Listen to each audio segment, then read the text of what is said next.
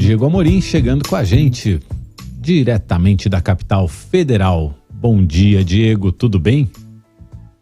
Tudo bem, Mauro. Bom dia a você, bom dia, Ana, bom dia a quem nos acompanha. 30 de agosto, hein? Quase acabando o mês, então, né, Mauro? A confirmar. amanhã a gente ninguém larga a mão de ninguém. Não. Bom, então, e o tempo vai passando, Diego, e a reforma tributária está lá no Senado, né? Passou pela Câmara, está lá no Senado, deve sofrer modificações. Ontem uma série de governadores esteve em Brasília para discutir o que eles dizem, aquilo que eles concordam, aquilo que eles discordam, e a reforma tributária é o tema de uma conversa que você teve também por aí, né, Diego? É isso aí, Mauro. Primeiro, uma admissão pública aqui, reforma tributária é um assunto chato pra dedéu. Vamos convenhamos, né? Reforma tributária é um assunto chato, é um assunto árido. Acho que tem ouvinte que tá ouvindo, é igual ouvir falar reforma tributária, já muda logo a sintonia. Não vai não, fica aqui com a gente, calma. A gente vai ter que ter muita paciência para falar de reforma tributária até essa conclusão da tramitação no Congresso, porque é um assunto que mexe muito com a vida da gente e geralmente nesses assuntos mais áridos e mais chatos e, digamos assim, mais técnicos, é ali onde mora o perigo no Congresso Nacional. São nesses temas em que a população muitas vezes não acompanha muito bem que surgem aqueles chamados jabutis, aquelas pegadinhas nos projetos, em que surgem coisas que não tem nada a ver com reforma tributária, de repente está lá no meio do projeto. Então é um assunto árido, é verdade. Eu sei que muita gente não tem paciência para ouvir falar de reforma tributária, mas a gente precisa tratar desse assunto. Como o Mauro disse ontem, o Rodrigo Pacheco, presidente do Senado, fez uma audiência aqui em Brasília, reunindo parte dos governadores. As audiências públicas lá conduzidas pelo Eduardo Braga, senador do Amazonas, que é o relator da reforma tributária, já começaram também. Há uma expectativa de votação ali para outubro da reforma tributária no Senado, mas eu também já ouvi senadores me dizendo que, olha, do jeito que está, vai ficar para o ano que vem. Eu só ouvi isso de um senador até agora, mas já ouvi isso também, trago isso para o ouvinte, que é o meu papel aqui, trazer todos os termômetros lá do Congresso Nacional. O Marcos Pestana, ele é o diretor executivo da Instituição Fiscal Independente, a IFE, o IFE, que é ligado ao Senado Federal. Marcos Pestana, que é ex-deputado federal. Eu conversei com ele ontem sobre esse tema, ele está acompanhando muito de perto toda essa tramitação lá no Senado. A gente conversou um pouquinho, porque assim, Mauro, ouvinte, Ana, é muito difícil você agradar todo mundo numa discussão de reforma tributária, né? Porque a gente está falando de 513 deputados, 81 senadores, 27 governadores, mais a equipe econômica do Executivo, mais os municípios, né? Mais os entes federados. E é muita gente envolvida nessa discussão de reforma tributária.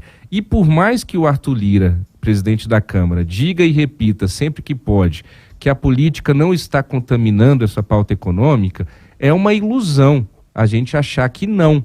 É claro que contamina. E eu estou dizendo aqui das vaidades, das disputas de paternidade, da reforma tributária, da reforma ministerial que não sai e que isso também acaba atrapalhando ali a composição da base. Ou seja, de uma forma ou de outra, direto ou indiretamente, de maneira escancarada ou não, a política sim também contamina o discurso de uma reforma que deveria ser tratada somente do ponto de vista técnico.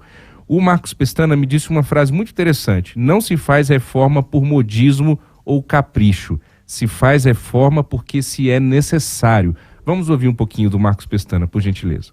Há muito no Brasil é demandada uma reforma tributária. Desde 1980, na crise do petróleo e dos juros internacionais, nós perdemos a trajetória do crescimento exuberante, vigoroso que o Brasil tinha desde 1930, crescendo em média 7% ao ano e com isso permitindo a melhoria da qualidade de vida, o avanço da economia. E um dos grandes obstáculos que se coloca para o Brasil retomar o desenvolvimento é exatamente a superação do atual arcaico, disfuncional modelo de organização tributária. Não se faz reforma por idiosincrasia ideológica, por modismo ou capricho. Se faz porque é necessário. O ideal é que estivessem todos os impostos na mesa de discussão. Os impostos sobre a renda, o patrimônio, o consumo, a previdência social, mas a gente sabe a complexidade política de se discutir tudo ao mesmo tempo agora. Portanto, começamos pelo imposto de consumo.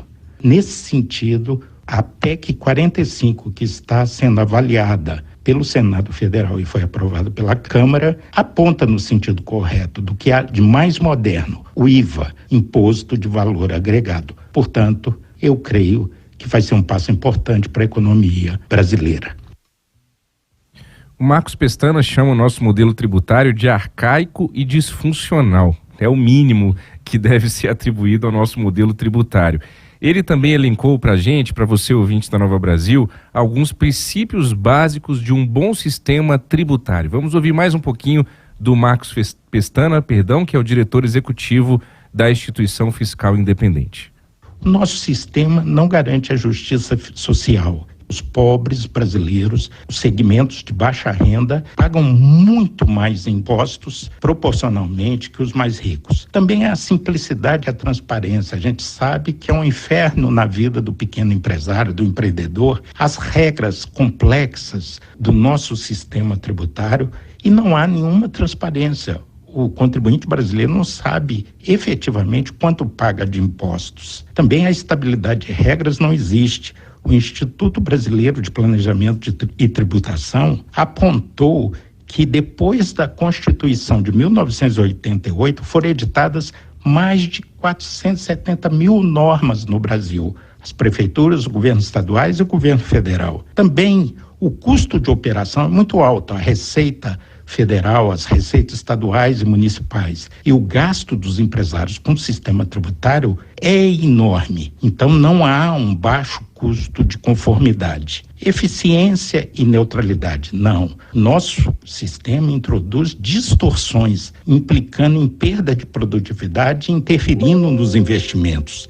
Segurança jurídica é um país que tem de contencioso tributário, administrativo e judicial 75% do PIB, segundo a pesquisa do INSPER, encomendada pelo Conselho Nacional de Justiça. 75%. Nos Estados Unidos é menos de 1%. E, por último, a moderação tributária. Nós temos uma carga tributária equivalente aos países da OCDE, cerca de 34%, quase 34% de tudo que a gente produz vira tributo, mas somos disparadamente, na América Latina e entre os países emergentes, a maior carga tributária. Todos esses aspectos justificam a mudança que o Congresso Nacional está promovendo na estrutura tributária.